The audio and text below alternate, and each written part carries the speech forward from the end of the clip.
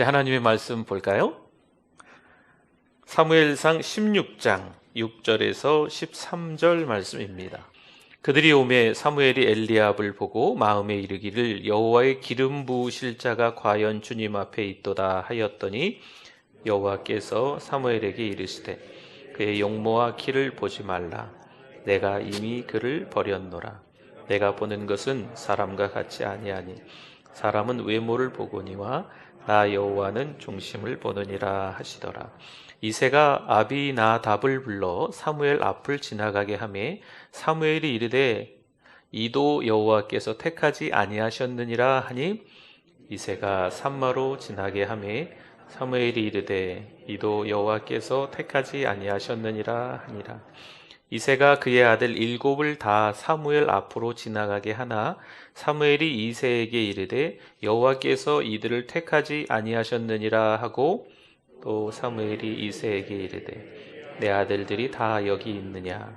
이새가 이르되 아직 막내가 남았는데 그는 양을 지키나이다. 사무엘이 이새에게 이르되 사람을 보내어 그를 데려오라. 그가 여기 오기까지에는 우리가 식사 자리에 앉지 아니하겠노라. 이에 사람을 보내어 그를 데려오매 그의 빛이 붉고 눈이 빼어나고 얼굴이 아름답더라. 여호와께서 이르시되 이가 그니 일어나 기름을 부으라 하시는지라.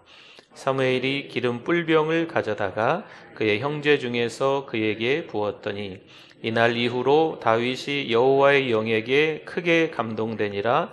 사무엘이 떠나서 라마로 가니라. 아멘. 나무는 열매를 보면 좋은 나무인지 나쁜 나무인지 알 수 있다죠. 누가복음 6장 43절에 이렇게 말씀이 있어요. 주님이 하신 말씀이에요. 못된 열매 맺는 좋은 나무가 없고 또 좋은 열매 맺는 못된 나무가 없느니라.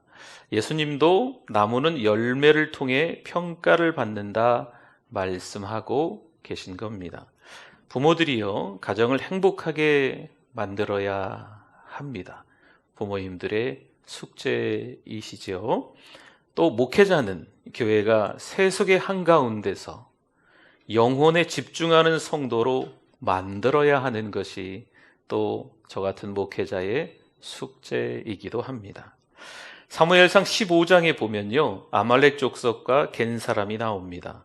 이 아말렉은 이스라엘 백성이 출애굽을 할 때 어지간히 고통을 줬던 족속입니다.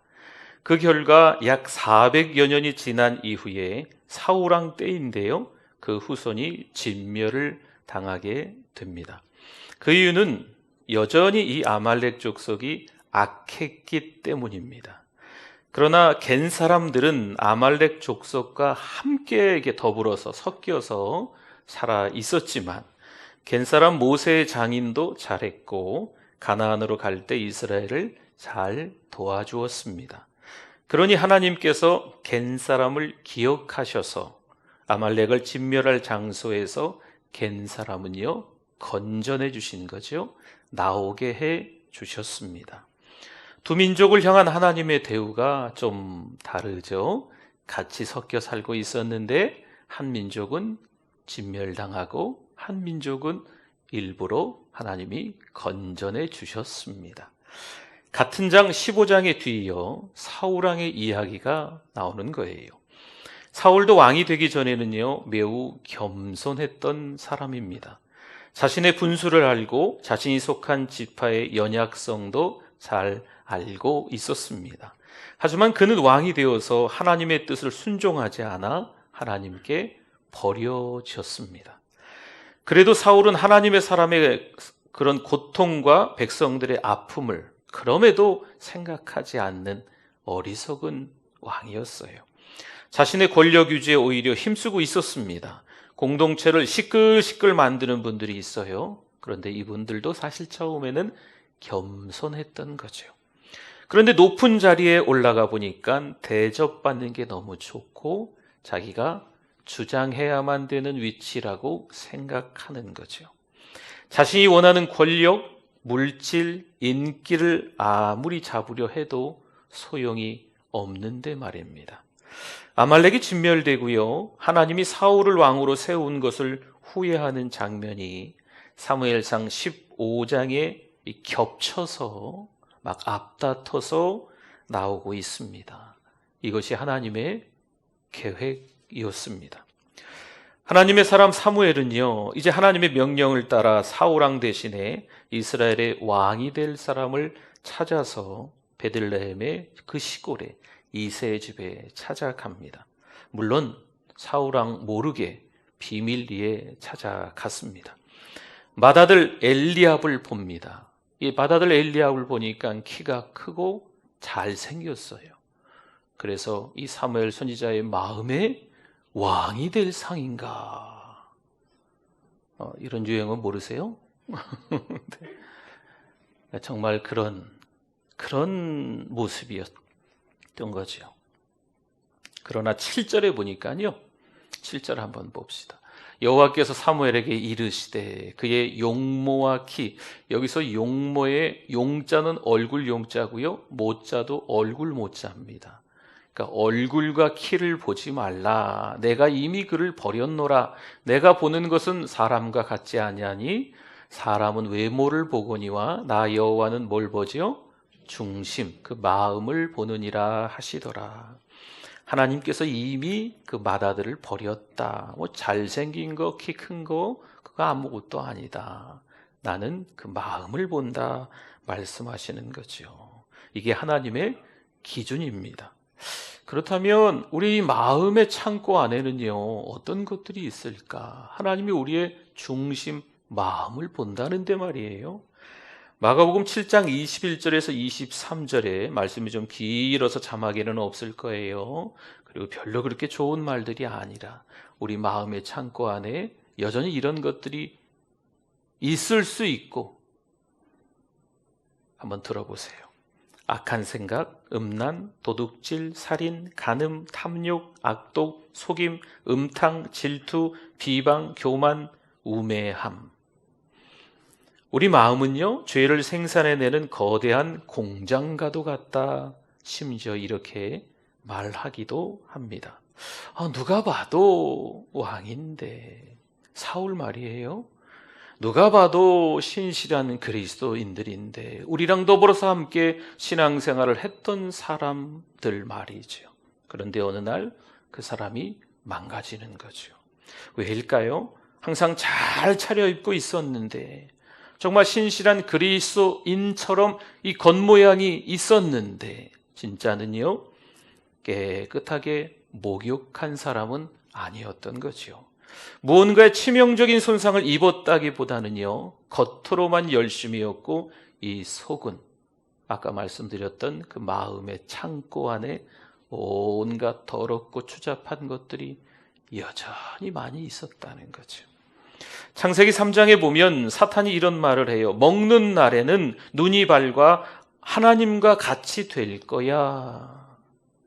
지금 하와가 사단의 꼬임에 넘어가기 직전이었죠. 그때 하와의 눈빛이 바뀌는 거예요. 하나님과 같이 될 수 있다니. 성경의 가치관이 흔들리는 거지요.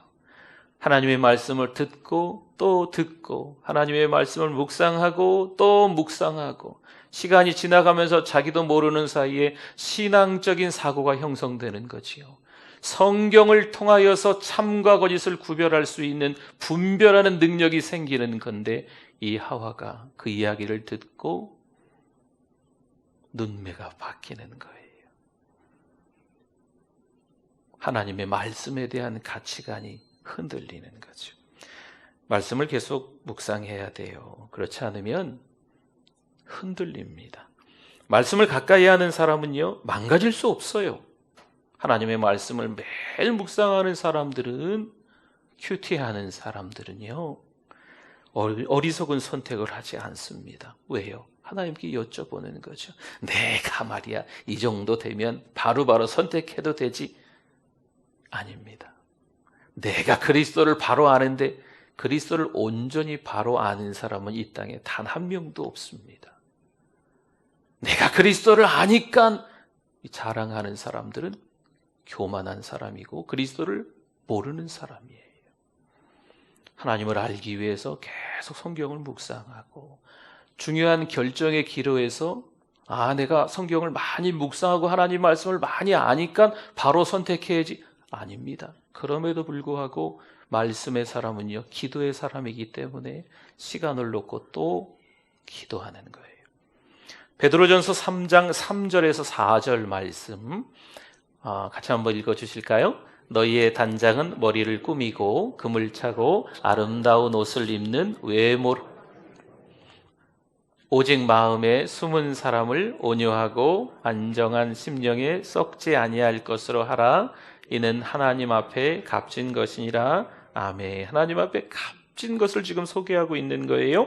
겉사람을 포장하지 말고 좀 온유해라.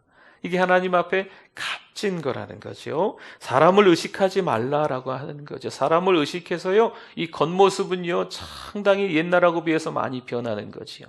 사람들하고 만나는 자리에서는요, 머리도 어떻게 이렇게 막 잘 만지고, 이 얼굴도 이렇게 마스크 쓴 자리에는 화장 안 한다며 요즘에? 마스크 안 보이는 데는 눈 내면 화장을 잘 입고 옷도 참 잘 입고, 그렇죠? 사람을 의식하니까. 근데 사람을 의식하는 것보다 더 중요한 게 있지요. 하나님을 의식해야 될 줄 믿습니다. 세상이 인정하는 사람이 아니라 하나님이 인정하시는 사람, 이게 중요한 거예요.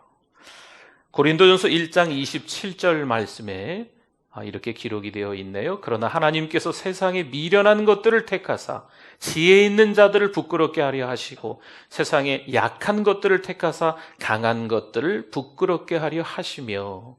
아멘. 세상의 기준으로 지혜로운 자와 강한 자가 있다 칩시다. 하지만 하나님은 미련하고 약한 사람을 택하셔서 그들을 부끄럽게 만드십니다. 오늘 본문 10절을 한번 볼까요? 10절. 이새가 그의 아들 7을 다 사무엘 앞으로 하나하나 지나가게 하나 사무엘이 이새에게 이르되 여호와께서 이들을 택하지 아니하셨느니라 하고, 결국 키 크고 잘생긴 첫째 아들부터 7째 아들까지 다 지나가는 거예요. 사무엘은 보자마자 마음에 들 수 있지만 왕이 될 상이 분명하다, 이 정도 키고 이 정도 얼굴이면 됐다 싶었는데 하나님은 다 아니라 그러시는 거죠. 7째까지 다 그냥 지나가는 거예요. 어쩌면 좋을까요? 아버지 이새는 막내를 후보에도 올리지 않았습니다. 별 볼 일 없는 양치기 다윗을 사람들은 관심 갖지 않았습니다. 하지만 하나님은 지켜보고 계셨고 다윗에게 기름을 부으셨습니다. 여러분, 이게 은혜입니다. 다윗은 엘리압보다 키가 작고 못생겼어요. 다윗은 아비나답보다 삼마보다 키가 작고 못생겼어요. 그러나 하나님은요, 사람들의 관심 밖에 있는 사람을 택하신다는 거 기억하셔야 됩니다. 때는 바야흐로 블레셋의 골리앗이 이스라엘의 진영의 군대를 욕하고 헐뜯고 있었습니다. 엘라 골짜기라는 곳에서 양쪽 진영이 아주 긴장감이 팽배한 거지요. 아마 숫자도 비슷한 것 같고요. 가지고 있는 무기나 어떤 전략들도 별반 다를 바가 없는 것처럼 보이고, 이 골리앗 진영의 블레셋 진영의 덩치 큰 골리앗이 나와서 고래고래 소리 지르는 그 정도밖에 없는 거지요. 근데 그 날이 무려 40일인 겁니다. 다윗이 그때 등장을 하는 거지요. 형들에게 볼 일이 있어서 왔다가 그 안타까운 장면을 보고 있는 겁니다. 옆에 군인들이 들릴 정도로 다윗이 이야기하는 거지요. 이 치욕이다. 우리 하나님의 군대를 어찌 저 덩치 큰 녀석이 모욕하고 있냐라는 거지요. 그런데 이 장면을 다윗의 큰형, 잘생기고 키가 큰 큰형 엘리압이 봅니다. 성경을 좀 뒤적뒤적 찾아보니까 이 엘리압이 등장하는 곳이 몇 군데 없고, 이 엘리압의 대사는 이거 하나예요. 사무엘상 17장 28절 말씀. 큰형 엘리압이 다윗이 사람들에게 하는 말을 들은지라 그가 다윗에게 노를 바라여 이르되 네가 어찌하여 이리로 내려왔느냐, 들에 있는 양들을 누구에게 맡겼느냐, 나는 내 교만과 내 마음의 완악함을 아노니 내가 전쟁을 구경하러 왔도다. 아멘. 용모와 키가 돼요. 잘생겼고 키가 큰 엘리압이 지금 하는 말이 성경에 보니까 혹시 다른 데 또 있나 여러분 찾아보시면 찾게 되시면 말씀해 주세요. 저는 여기밖에 못 찾았어요. 엘리압의 이름도 성경에 몇 번 안 나와요. 다 다른 사람, 동명이인 엘리압이거든요. 이 다윗의 형 엘리압 이름이 겨우 몇 번 등장하는데 거기서 나오는 대사라고는 이 정도밖에 안 돼요. 다윗에게 말하는 거죠. 양이나 치지 왜 나왔냐? 너 여기까지 온 거 보니까 교만한 거야. 완악하구나. 전쟁 구경하러 왔냐? 이따위 말들을 이 큰형으로서 다윗에게 이야기하는 거죠. 여러분, 형들의 틈바구니에서 막내로 지내는 것은 쉽지 않았을 거예요. 첫째 형부터 시작해서 바로 윗형, 일곱째 형까지 얼마나 쉽지 않았을까요? 정말 사랑하고 아끼는 사람에게 상처를 받는다는 것은 참 괴로운 일입니다. 형제들이 많을 때, 또 부부관계, 뭐 이런저런 일 때 보면은요, 이렇게 뭐 전혀 상관없는 사람에게 상처를 받는 게 아니고 각각의 가정에서 살다가 상처를 받는 경우가 많이 있습니다. 피해자가 되어버리면요, 바른 판단이 어려운 거예요. 상처 입은 감정은 또 다른 상처로 자꾸 이어지는 거죠. 괜찮을 만한 일인 것 같은데 상처 입었기 때문에 또 상처가 생기는 거죠. 주일날 하나님의 말씀을 듣는 여러 성도들도 마찬가지입니다. 제가 어떠한 이야기를 했는데 예전부터 상처 입었던 어떤 포인트가 있으면 오늘 하나님의 말씀을 듣다가 또 그게 같이 연결되는 거죠. 근데 어떤 성도님께 열어보면 그런 말씀 하셨나? 그런 얘기가 있었나 싶은 거예요. 왜냐? 상처가 없는 내용이기 때문에. 그러니까 여러분이 잠깐 멈춰야 될 상처가 있다면 그 상처를 붙들고 하나님 앞에 기도하셔야 돼요. 자꾸 이 걸리적거리는 거죠.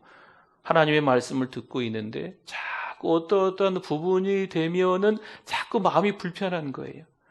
그러면 이건 하나님과 말씀을 듣는 성도와의 관계예요. 그 부분을 하나님께 여쭤보고 그 부분에 자유로워져야 돼요. 상처가 치료돼야 그 다음에 하나님의 말씀이 막히지 않고 잘 들어오는 겁니다. 비슷한 내용이 좀 있지요. 야곱이 노년의 아들 요셉을 너무 사랑했습니다. 그러니 이복 형들이 요셉을 무진장이나 미워했겠죠. 요셉이 2번 꿈을 꾸고 또 가족들에게 그 꿈꾼 내용을 이야기해도 가족들은 다 콧방귀 끼고 더 요셉을 얄미워했습니다. 근데 이 요셉을 어찌하고 싶은 마음은 항상 있었지만 그래도 형들이잖아요. 그러나 기회가 생겼습니다. 그래서 이 형들이 요셉을 구덩이에 던지지요. 구덩이에 던지고 끝을 낼까도 했는데 어찌어찌해서 형제들이 이야기가 좀 다른 바람에 이 요셉이 장사꾼에게 팔려서 그 멀리 애굽으로 이 요셉이 팔려가는 거죠. 노예가 된 거예요. 보디발이라는 장군 집에서 노예이지만 그래도 열심히 가정총무로 잘했는데 이 모함과 오해로 인하여서 다시 감옥에 갇히는 거죠. 이번엔 죄수가 됐습니다. 보세요. 이 야곱의 채색 옷을 입는 사랑하는 아들이었는데 갑자기 종으로 팔려가고 또 죄수가 되고 이 죄수로 감옥에 들어갔다라고 하는 것은요, 잘못하면 사형수도 될 수 있는 엄청나게 큰 일이 벌어질 만한 위기가 찾아왔다는 겁니다. 사람들은요, 좋은 경험이 많아야 좋은 관점을 가질 수가 있습니다. 부정적인 관점은요, 매사에 나쁜 영향을 주게 되어 있습니다. 좋은 경험을 하시는 여러분들 되실 수 있기를 바랍니다. 혹시나 영화를 보더라도 TV를 보더라도 좋은 영화, 건강한 영화 보세요. TV를 보더라도 요즘에 이상한 거 많잖아요. 네. 공포 영화 이런 것 좀 보지 마세요. 무서운 거 그런 거 보지 마시고 좀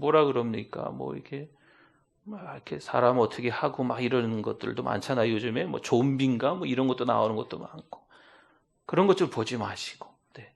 좋은 걸 봐야 건강해지는 거예요. 좋은 관점을 가질 수 있습니다.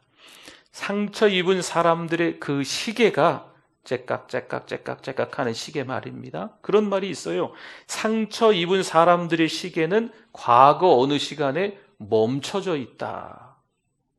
그러니까 시계가 계속 가야 되는데 가면서 어른도 되고 세월 지나가면서 그러려니 그랬구나 이렇게 넘어가야 되는데 옛날에 상처 입었던 그 시간에 딱 묶여 있어서요. 그 이후로 일어나는 모든 일들은 다 왜곡된 거죠. 삐뚤어진 거예요. 잘못 보는 거예요. 아무리 좋은 게 있어도 좋은 걸로 보이지 않는 거죠. 그런데 오늘 마침내 피해자 측과 가해자 측이 만났습니다. 피해자는 요셉, 가해자는 요셉의 형들. 어찌어찌해서 요셉의 형들이 요셉을 만나러 오게 된 거죠. 보통 이런 일이 있을 때요, 피해자가 꽤나 높은 관직에 있으면 뭐 다 죽지요. 그렇죠? 예상이 될 만한 일이 있습니다. 창세기 45장 5절 말씀 같이 한번 읽어주십시오. 당신들이 나를 이곳에 팔았다고 해서 근심하지 마소서, 한탄하지 마소서. 하나님의 생명을 구원하시려고 나를 당신들보다 먼저 보내셨나이다. 아멘. 여러분, 요셉이 형들의 학대와 따돌림을 잊었을까요? 요셉이 피해자로서 밤잠을 설쳤을 텐데 벌써 그 시간들을 잊었나요? 힘을 가진 자의 모함이 요셉에게는 상관이 없었나요? 요셉은 피해자가 아닙니까? 여러분, 요셉은요, 우리의 창세기 45장에 들어가서 보면 피해의식이 없었습니다. 요셉은 피해자가 아니었습니다. 창세기 45장 7절과 8절을 한 번 더 읽어보도록 합니다. 하나님이 큰 구원으로 당신들의 생명을 보존하고 당신들의 후손을 세상에 두시려고 나를 당신들보다 먼저 보내셨나니 그런즉 나를 이리로 보낸 이는 당신들이 아니요 하나님이시라. 하나님이 나를 바로에게 아버지로 삼으시고 그 온 집의 주로 삼으시며 애굽 온 땅의 통치자로 삼으셨나이다. 아멘. 요셉은요, 일어난 일에 대해서 이 믿음의 눈으로 해석하고 있는 거죠. 그러면 더 이상 요셉에게는 피해의식이 있는 게 아니에요. 왜 이런 일이 일어났을까요? 우연이 아니죠. 그 사건 안에 하나님의 섭리를 보게 된 것입니다. 세상 사람들 입장에서는 누군가 가해자고 누군가 피해자이겠지만 요셉은 하나님의 섭리가 있음을 깨달은 거예요. 예전에 이제 그런 뉴스를 봤던 기억이 있어요. 이제 미국에서는 총기 사고가 있잖아요. 어떤 이게 말도 안 되는 어떤 사람이 그냥 총을 들고 애들 학교에 들어가서 그냥 보이는 대로 다 죽이는 거죠. 네. 이게 얼마나 끔찍한 일이에요. 그런데 그 다음에 사건이 또 있어요. 이 죽은 아이들의 부모가 등장을 해서 우리는 그 총 쏜 그 사람을 용서하겠다. 이렇게 이야기하는 거죠. 가해자는 있었는데 피해자가 없는 거예요. 그렇지 않겠어요? 역대상 29장 12절 말씀도 같이 한번 읽어봅니다. 부와 귀가 주께로 말미암고 또 주는 만물의 주제가 되사 손에 권세와 능력이 있사오니 모든 사람을 크게 하심과 강하게 하심이 주의 손에 있나이다. 아멘. 부와 귀가 등등등등 이 세상의 모든 것이 다 누구에게 있다? 주께 있다. 주께. 주의 손 안에 다 있는 것을 깨달을 수 있기를 바랍니다. 세상에 살면서 아둥바둥하면서 조그만한 거 누가 가져갔어, 누가 뭐 뺏어갔어, 누가 어떻게 해서 그러면 피해자고 가해자고 복잡해요. 우리 인생도 그 과거에 딱 머물러 있거든요. 1997년에 머물러 있습니까? 아니면 2008년에 머물러 있습니까? 힘들고 어려웠던 시간들 그 가운데 탁 머물러 있는 우리 인생이 되어버리거든요. 그러나 다 하나님 건데, 하나님의 손에 있는데 뭐 까짓 건 뭐 그냥 줘버리지 뭐. 피해자가 되지 마십시오. 어린아이가 나름 그림을 그린다고 극적극적 되는데 이건 개판 5분 전이죠. 그림이 그냥 엉망이죠. 그런데 화가가, 그림을 잘 그리는 화가가 엉망진창으로 그렸던 이 아이의 그림 위에 몇 번의 터치를 하는 거죠. 그러면 그 그림이 바뀐답니다. 작품이 되는 거예요. 때로는 인생을 지금까지 살아오면서 내 인생이 망가진 게 아닐까. 참 형편없는 인생이네.